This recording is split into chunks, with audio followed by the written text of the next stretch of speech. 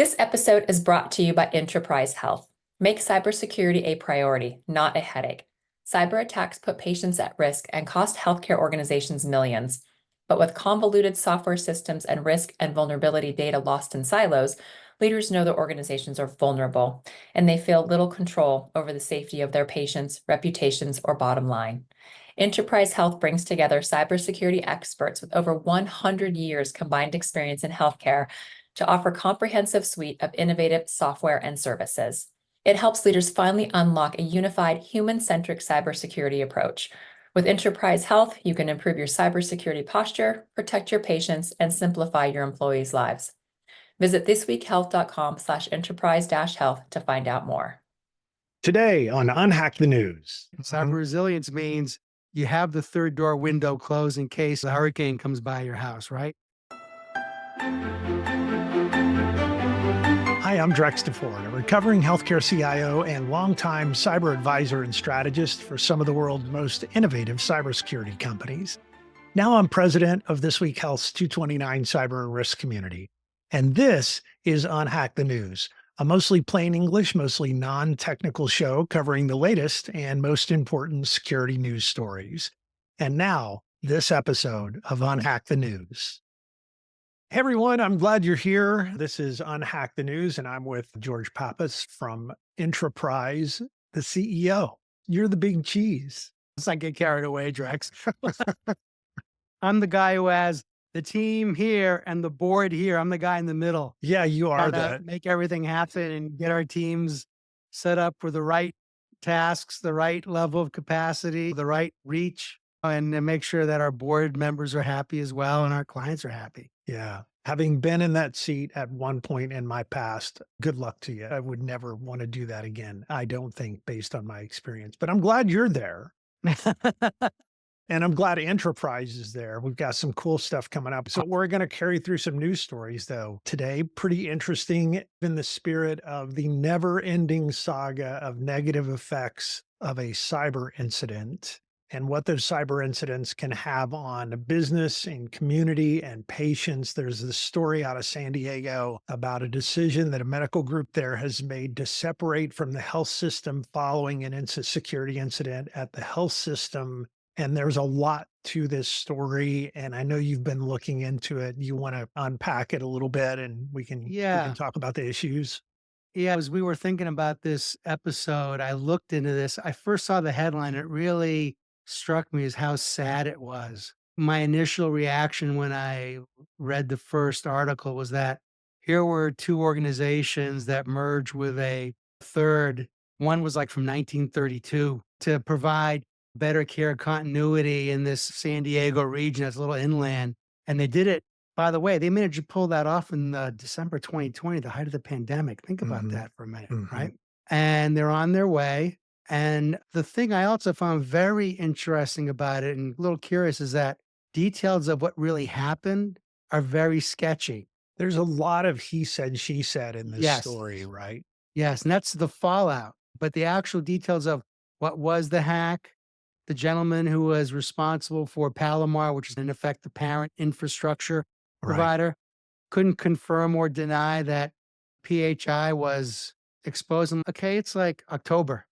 This thing ostensibly happened in April or May, and I actually read the words of the current president of Graybill, who, after months of not being able to schedule their patients, months of everything being, because you realize people operate on electronic systems. Yeah, they do. Scheduling for patients, for ambulatory, continuity of care coordination. And he just threw up his hands and said, we have to leave. And so for someone to do that after they did this merger in 2020, you have to say, we're not on the inside, but it had to be pretty bad, whatever it was. Yeah, it's got to be pretty bad. I think this is the other thing that we see. I shouldn't say that we see it. I think we see some of the consternation when a health system decides through whatever mechanism they're going to start to offer some of their information services capabilities to other group practices or other hospitals in the area. And then they start to realize what a challenge it is to become a vendor in that Yes. environment because those A other third party. organizations really depend on you now. And you have to have SLAs and they depend on you Right. for uptime because they can't do things like schedule patients or Right. drop bills or do all the other things. So Right. it's a Right. challenge. And that's probably some of what we're seeing in all of this. Yeah, that was it. And the other thing that I took note of as I was looking at that first article and digging in a little bit is that the Palomar was the parent hospital entity. They're already describing legal ramifications and all that. So when you get to the them's fighting words stages of something like this, you can imagine the people there when this was created, 45,000 patients from one group, 100 and some odd thousand from another. They're not making these choices lightly. That's the other tough part of Yeah, this is that again, it's affecting the business, it's affecting the docs and the staff who are involved at both organizations, but ultimately all this patience. comes down to patients and families, yeah. And so 45,000 patients are going to have to make some kind of a decision about are they Right, going right or are they going left? And right. And according to the article, that's happening November. They even had a couple of snippets where some of the patients like, I want to stay with my doctor, but now I can't go see him or her at the same place. It's a different yeah. location. They don't have new offices yet because this decision was just made. And the whole idea that the industry's been trying to move to is value based care continuity, care coordination. And obviously, this combination was envisioned with that at the height of the pandemic Hmm. with telehealth off the charts, and they decided they just couldn't do it anymore. Yeah. Yeah. So, yeah, it's tough. It And is. do we know what kind of incident response plan they had? Do we know what their real protections were? I've seen no information about any of that. I would hope that the physician group that decided to leave had enough transparency to have the trust in what was happening in the process and the Mhm. attempts to recover, but we can't tell any of that. And so to me, the patients lose, Yeah. the physicians lose because they adjusted their lives when this group came together 4 years ago. And it's one of these ripple effects of cyber incidents that if you're not prepared and who knows what really your incident response was and things lag, damage happens. You got to think too that as they pull away and start to do their own thing, they got to be taking a lot of these lessons with them, right? In an ideal world, how would we want this to work, right? Mhm. I think for a lot of the folks who listen to this show and read a lot of the stuff that we post on the news site, a lot of this is in that context.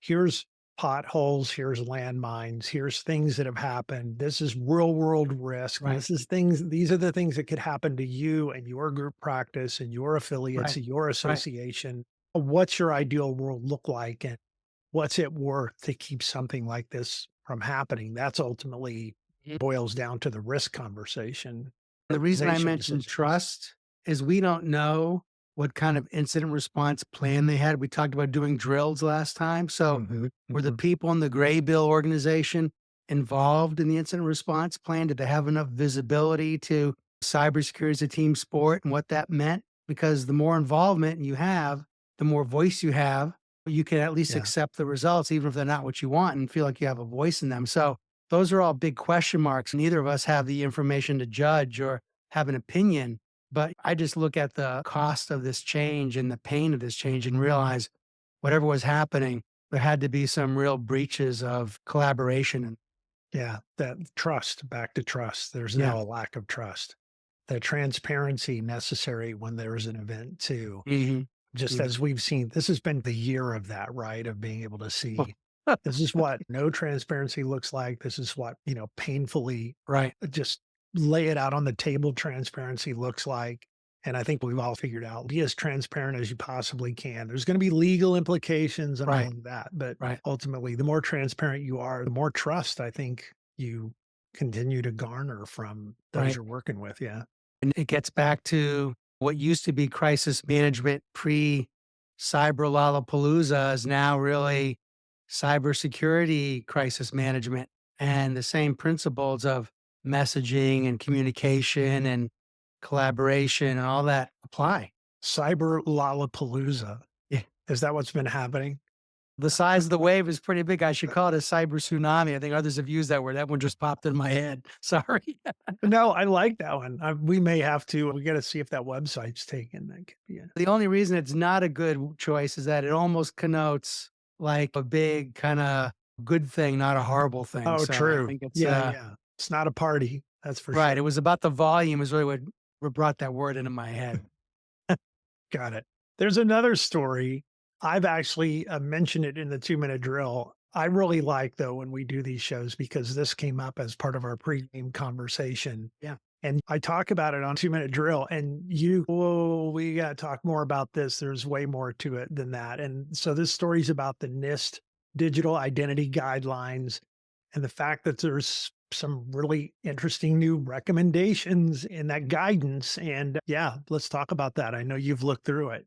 Yeah, I think the guidelines are fine. Obviously, there's been a lot of everybody's guidelines for 100 online services in your Apple password manager, where the password manager that generates these hard to replace passwords isn't accepted by the online service. Right. So it's been this wild west. And so I think the guidelines fundamentally, seem pretty sound. The thing that I found so interesting about it, this really dates back to my time at Dr. First, there with our business and medication management, and this whole notion of levels of assurance that are required for controlled and legend prescriptions. Mhm. And we lived through that in 2015, 16, when New York State was the first with iStop. And the reason this is, I'll connect the dot here in a second, is in the NIST standards, they talk about the role of credential service providers.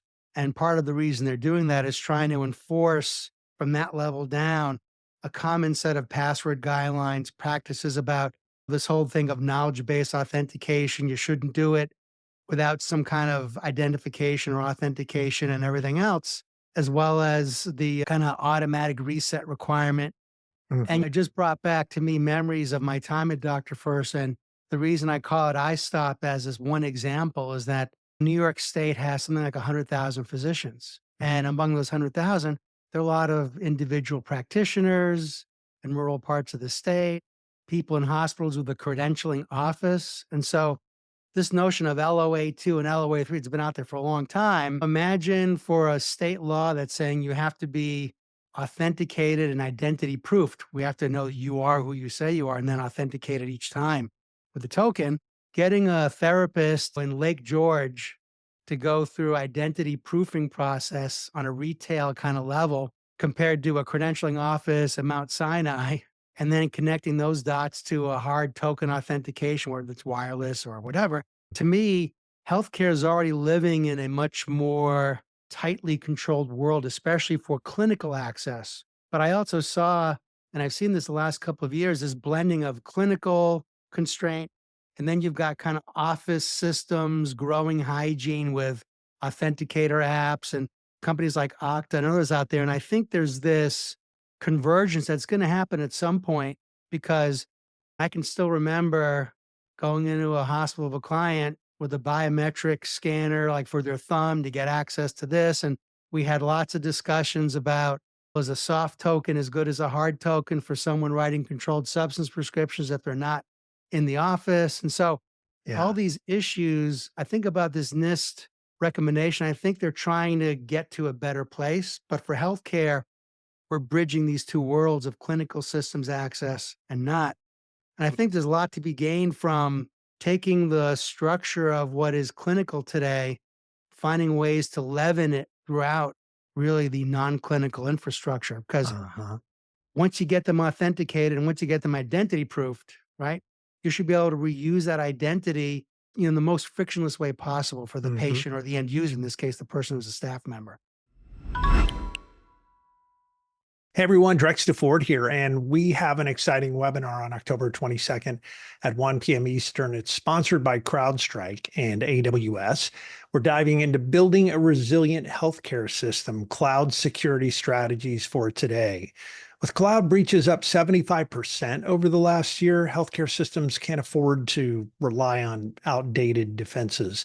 So join us as industry experts share practical strategies to strengthen your cloud security posture and adopt zero trust and boost operational resilience. Don't miss it. Register now at thisweekhealth.com/cloud security. That's thisweekhealth.com/cloud-security. I think there's been a lot of lessons learned there. Yeah. I'm also thinking about there were just things as you read through it. I think if you've been in our business for a while, things that just in the spirit of we tie our anchors to things that just seem to be there and are always going to be there. So Right. that's the truth. And that's what good looks like. So when NIST comes out and says things like, you shall not have composition rules imposed, so no capital letter, number, special character. Those are things that I feel like they're so standard for us too. There's going to be like this cultural thing that we're Right. going to have to untangle. The resetting of the passwords every 90 days or something. Like Mm. we're going to have to figure out how we untangle ourselves from this. The other thing too, tell me what you think about this. I don't think they mean this in the context of if the only thing you have going is the password, that's what they don't mean this. They mean it in the context of and there's MFA and there's other Right. things that Right. are right. It's in an ecosystem of identity Correct. checking when they say it's okay to stop doing these things with passwords. Right. But Yeah. I even think back to our rollout at Dr. First. And at the time, like Verizon was one of the credentialing service providers. And for someone who wasn't affiliated with an institution that had a credentialing office, they were doing, in effect, a retail form of identity proofing. They would like mail a letter to their registered address in the physician, the MPI directory. Right. And so these processes were, and then ID.me came to the scene. There ended up being some issues with that. And so the industry's been trying to find those solutions. And to your point, we've had these sort of commonly accepted bedrock things that are changing, but there's been so much investment for clinical people accessing clinical systems Yeah. already. Let's find a way to bring that together. If you have a Duo authenticator on your phone, can you connect a soft token to it to be able to access controlled substance prescribing? Sure Yeah. you can, right? I haven't been out of that game for a couple of years, so they have Right, to have right. solved that by now. But it's an area that I think is going to get even more important as clinical staff and physicians are accessing. Think about some of the data with DNA, right? Mhm. Think about some of the issues with AI and some of the knowledge that was. So the depth of access is getting deeper. And so the need for a more frictionless but safe enough access is going to be pretty important. Yeah, I like where your head's at. Whatever we've learned around physician access, especially with prescribing, if we can figure out how to leverage those rules Right. and leverage that know-how to making it better for everyone else and safer for everyone else. It was funny because after I saw the article, I went and because it's been a while, I forgot what LOA stood for. I went and go looked it up, the level of assurance, and I can still remember this because to access the SureScripts e-prescribing network, the minimum was LOA 2, which is we think you are who you say you are. Uh-huh. To a reasonable degree when you're logging into the system with a user identity to write a legend prescription. But LOA 3 is we have almost 100% probability that you are who you are because the DEA, governing controlled substances, they basically had a much more stringent requirement, not just an identity proofing authentication, but the entire controlled substance pipeline had tighter encryption, different Yeah. standards, and companies that do have to be audited more frequently. There's these gaps based on the explicit tactical security need that I think you can find a way to holistically manage it better.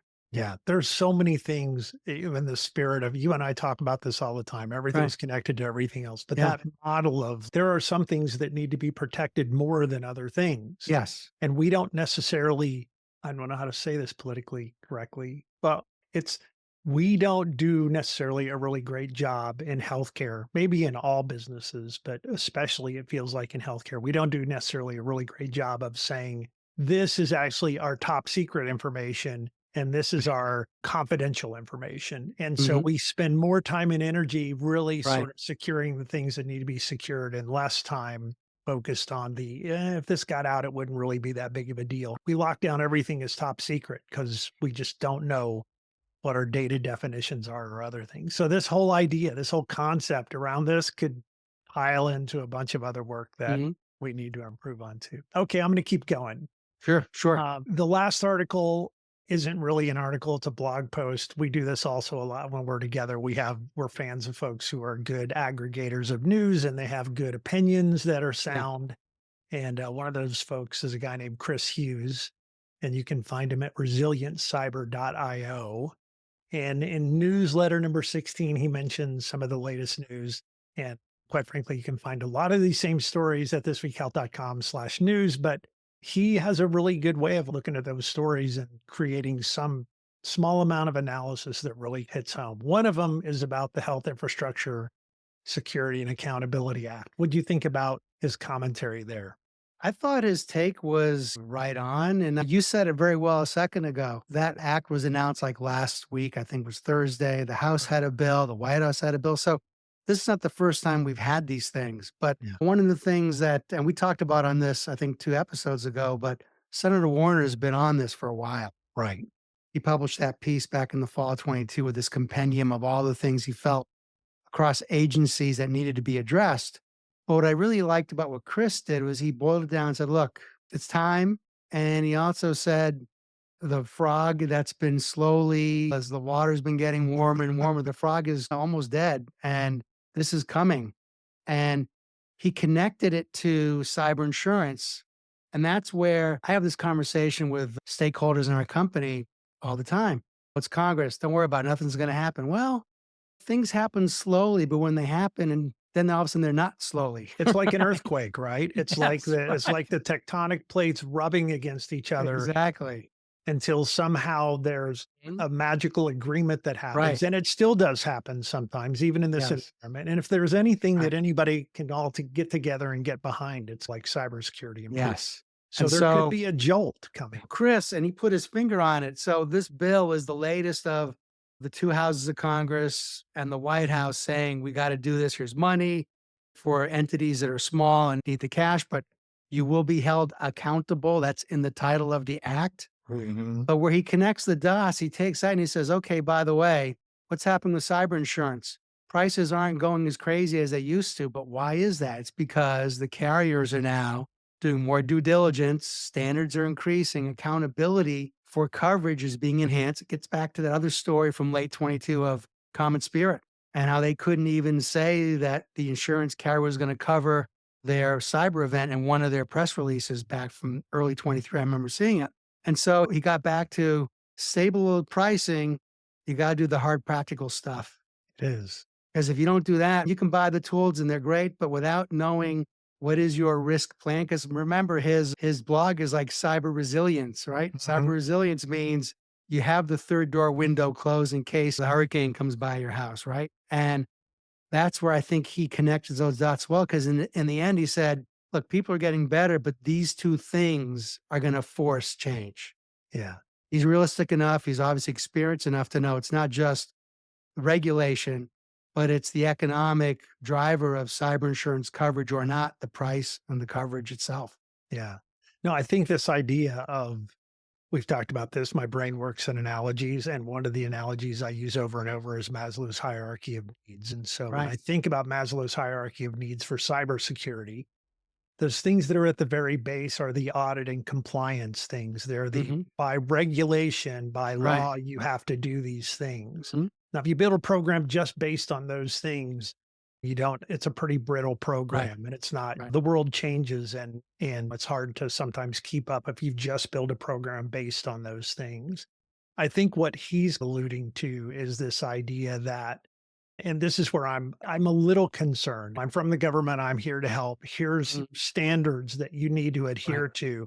The problem with the government imposing those standards sometimes is that I think it's good because we probably need to be this tall to ride the ride, but it's bad from the perspective of the government is not very good about moving quickly and being agile and changing those rules when the world changes or the bad guys change Right. or technology changes.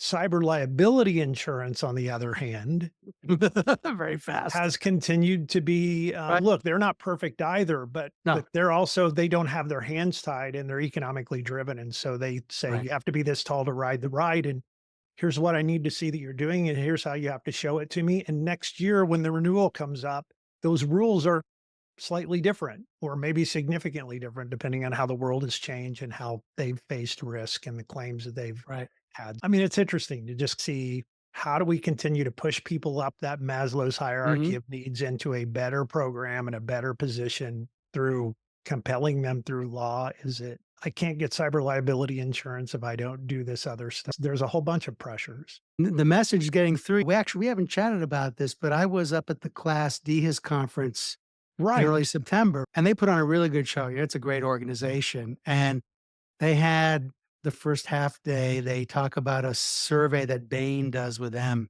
And cyber liability, cyber attack were like top concerns Mhm. of the people that they surveyed. And you could see it across, you just called out the categories. There's the audit piece, infrastructure piece, the whole range.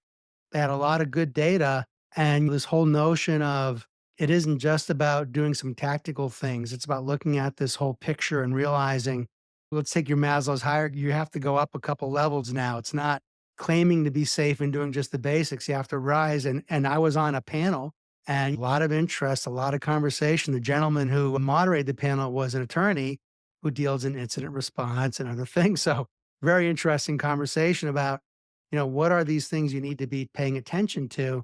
And so the awareness is there. And I think Chris was just showing us another push in that direction. Man, we could go on all day. I always have a good time talking to you. Thanks for being on the show. I really appreciate it. Our pleasure. Yeah. Our Okay. pleasure. That's it for Unhack the News. We'll see you the next time around. Thanks for tuning in to Unhack the News. And while this show keeps you updated on the biggest stories, we also try to provide some context and even opinions on the latest developments.